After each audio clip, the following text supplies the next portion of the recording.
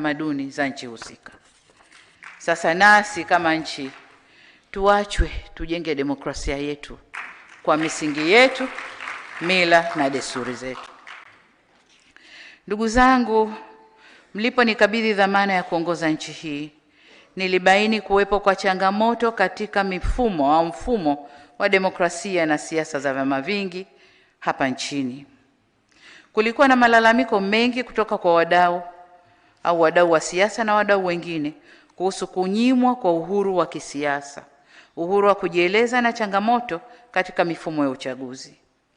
Kupitia falsafa ya R4, yani maridhiano, ustahimilivu, mabadiliko na kujenga upya, R4 kwa Kiingereza, nilichukua hatua kadhaa ikiwemo kuundwa kwa kikosi kazi cha kushughulikia masuala ya kidemokrasia ya vyama vingi vya siasa nchini, kufanya majadiliano na wadau wa siasa yaliyosababisha kufanyika kwa marekebisho ya sheria kadhaa zinazohusu chaguzi zetu, lakini pia zinazohusu vyama vyetu vya siasa na msajili wa vyama hivyo. Hatua nyingine zilizochukuliwa ni pamoja na kuruhusu na kupanua wigo wa kufanya shughuli za siasa na kukuza uhuru wa vyombo vya habari. Pamoja na hayo, bado kuna mambo kadhaa ya kufanyiwa kazi katika mawanda ya siasa, ikiwemo suala la mabadiliko ya katiba. Kama mnavyofahamu na kama nilivyoahidi, tumepanga kukamilisha mchakato huu katika kipindi hiki cha pili cha awamu ya 6, na ni suala la kipaumbele kwenye ilani ya uchaguzi ya Chama cha Mapinduzi. Kwa upande mwingine, tume imebaini kuwepo kwa malalamiko yanayohusu uwajibikaji wa baadhi ya viongozi na watumishi wa umma katika kushughulikia changamoto na kuwahudumia wananchi. Aidha, zipo tuhuma zinazohusu maadili ya viongozi, kiwemo rushwa, ubadhirifu na matumizi mabaya ya rasilimali za umma. Swala la ajira kwa vijana, kutokuwa na mazingira rafiki ya biashara na uwezeshaji wa wananchi kiuchumi nayo yameibuliwa. Ripoti pia imegusia kazi ya udhibiti wa vurugu na urudishaji wa hali ya usalama nchini iliyofanywa na vyombo vya ulinzi na usalama. Vile vile zimebainishwa changamoto zilizojitokeza na kupendekezwa hatua za kuchukuliwa ili kuongeza ubora wa kazi za ulinzi wa nchi na usalama wa raia wetu.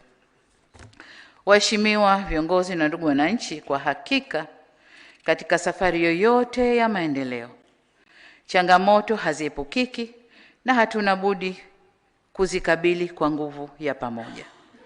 Kimsingi, dhana halisi ya maendeleo ni kuzikabili na kuzitatua changamoto ili tuweze kusonga mbele. Hili ni jukumu letu sote, upande wa serikali, sekta binafsi na wananchi wote kwa ujumla wetu. Si jambo la busara hata kidogo kuzigeuza changamoto hizi kuwa ni sababu ya kufanya vurugu na uharibifu na uhalifu. Changamoto kama hizi na zaidi ya hizi zipo kwenye nchi nyingi duniani, hata nchi zilizoendelea.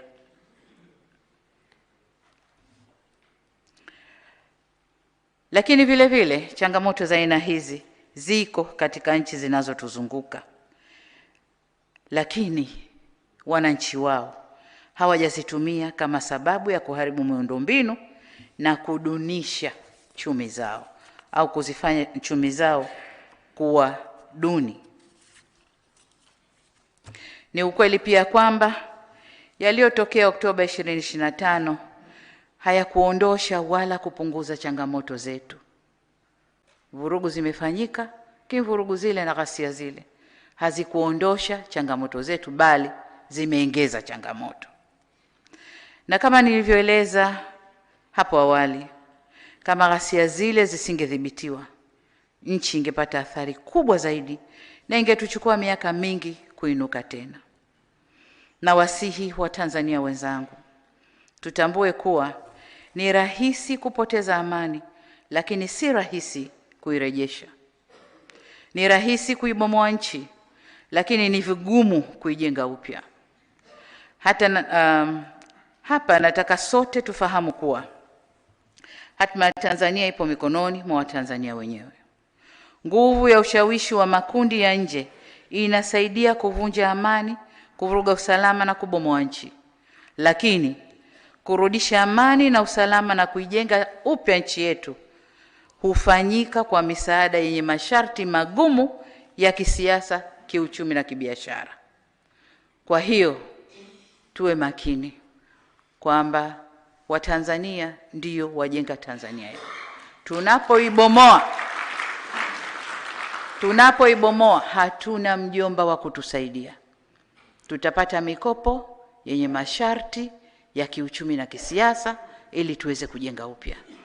Lakini wakati wa kubomoa tunaweza tukapata msaada kirahisi kabisa. Hivyo basi, mambo haya magumu na hatari tuliyoyapitia yatupe funzo ili tuendelee kwenye mwelekeo sahihi.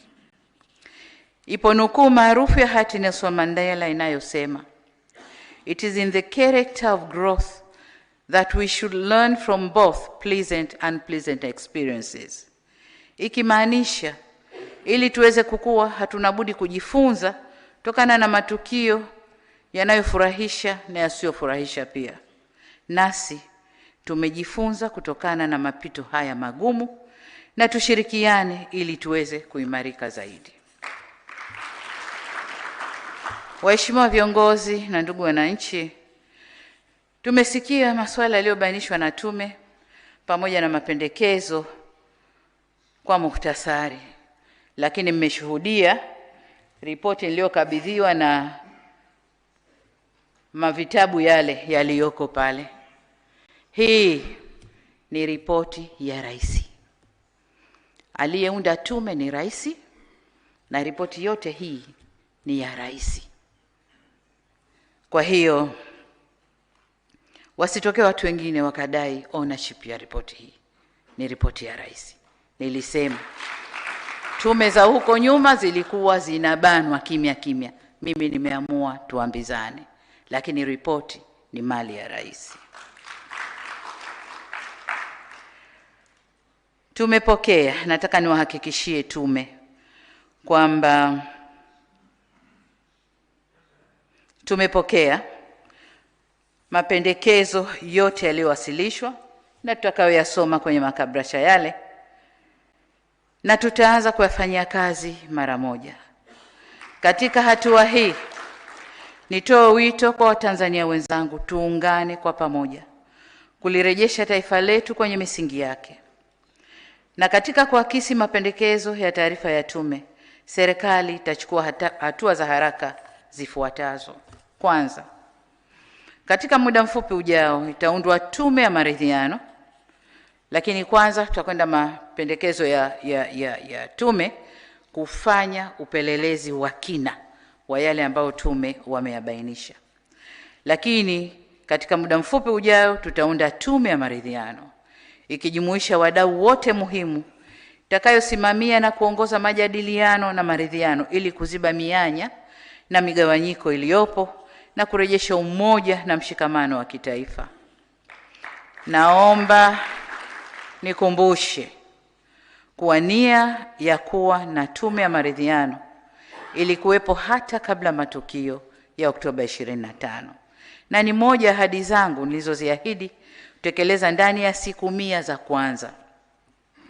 Hata hivyo, kwa bahati mbaya, ghasia zilizotokea Oktoba 25 zimechelewesha utekelezaji wa ahadi hiyo, kwa kuwa hata hadidu za rejea za tume ile ambazo nilitayarisha sasa zitapaswa kubadilika kuendana na mazingira yaliyopo sasa.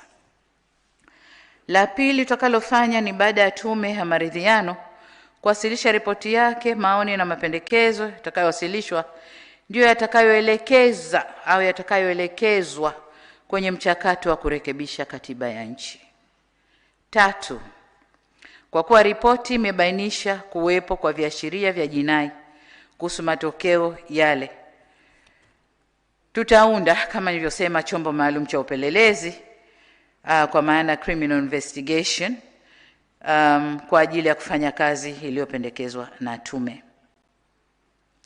Ripoti ile au chombo kile kitaangalia masuala yaliyobainishwa na kubaini waliohusika katika kupanga, kuratibu na kufadhili matukio ya ghasia au vurugu. Lakini vile vile watajielekeza kubaini wahusika wa matukio ya